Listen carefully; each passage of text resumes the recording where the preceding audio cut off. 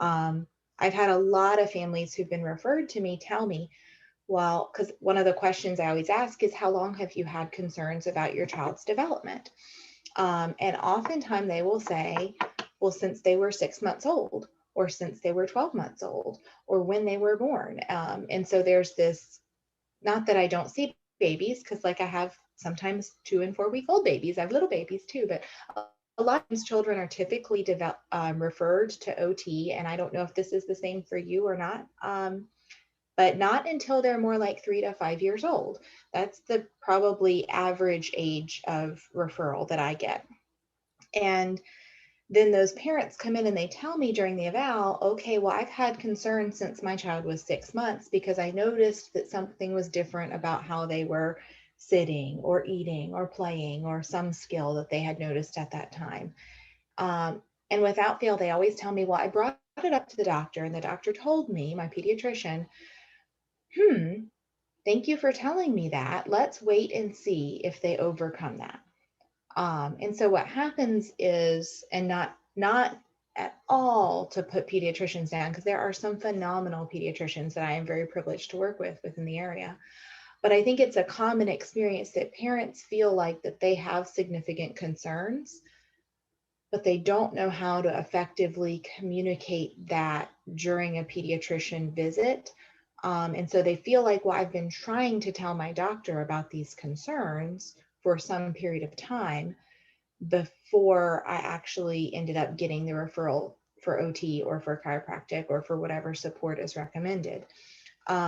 So I just kind of felt like, man, let's focus on that for a little bit today, because parents need help. And that's kind of my story of how I got to doing what I'm doing. I had a child with atypical development who received OT, and just really felt compassionate for parents who, like, it is just a wilderness as a parent trying to learn and figure out what's typical, what's not, who do I ask questions to, who can help me.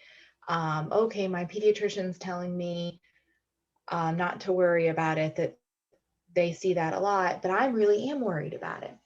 So I think what I would want to say to parents is, I may be like an expert in OT and pediatrics, but you are the expert in your child. And so if you have that gut heart feeling of, my child needs more help and I'm concerned, don't stop kind of pushing for answers until that concern is either alleviated because you've met with the right types of professionals who have helped you understand that what your child is going through is typical, and there's a logical reason that makes sense to you, not just in their mind, but to you, that you agree, okay, yes, they're fine. Or until you get, the support that they need. And so I think a lot of times parents are very easily intimidated at a pediatrician visit. And though they might feel that they're being very clear with their concern, it may, on the other side of that, from the pediatrician's perspective, not have been as clear or insistent as they felt like that they were being, just because the whole environment of taking your child to the doctor, and then the doctor's the expert, and I don't know, what do you think about how they're doing? Oh, the doctor says they're doing fine. Okay, maybe I shouldn't worry. And parents just really second, double, triple guess themselves a million times. So that was just one thought that I had. Have you had similar experiences, Dr. Alex, with your families and what they've shared? So the experience that I have is generally because of the way chiropractic is understood currently in the society, in the conventional kind of realm. They don't even associate a chiropractic with brain health, right? But for me, that's my sole mission, is to truly um, teach people that brain as an infant requires growth and it requires that development. So when we are under stress, no matter if it's physical, emotional, or chemical, we have a response in the body that's either, two very common responses are either going to be gut dysbiosis or some type of a gut problem, or we're going to have the spinal subluxation, which is that neurostructural shifting in the little spine that's impacting the way the brain is receiving information. And so, unfortunately, you can really detect these subluxations by yourself. But we know that if the mom already had a stressful pregnancy, and God forbid she has, a pre-existing condition, or God forbid, she developed a gestational diabetes, or she had a fall during pregnancy, all of that is translating into the baby and how they are creating and forming their nervous system in utero. So if we start forming the nervous system under the sympathetic dominance, we already have a problem. Does that make sense? Yep. So chiropractic, what I want to teach my parents, it's not something you wait to do.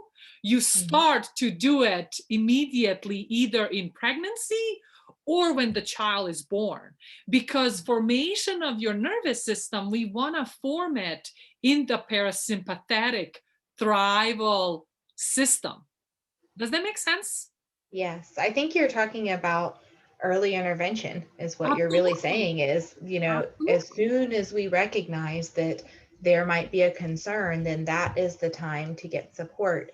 And, both in my clinical practice, but also I think research heavily supports early intervention, that I think what I have typically seen is an infant that gets OT very young makes progress quicker, gains new skills quicker, is less frustrated, is more mobile and more able to communicate and more appropriate with their behavior, and just happier sooner than the amount of time and energy when I get that referral. Not that it's wrong for the 3 and 5 year olds to come to me, because, goodness bless, they need help too. And I can help them. And it's not like, oh, it's too late. It's never too late.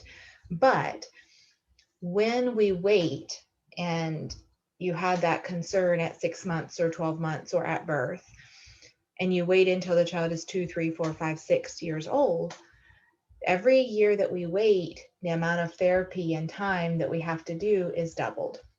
So you wait another year and now double the amount of support. You wait another year and double the amount of support. And so I end up seeing these children who appear somewhat typical, like what you were explaining, but who actually have some major stuff going on in their development.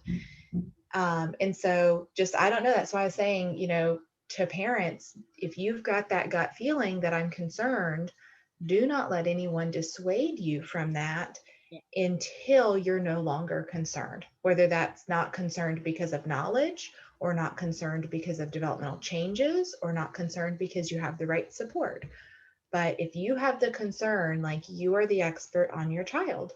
And, I always ask, like, friends, I've had different times where, a friend has a baby and you're kind of watching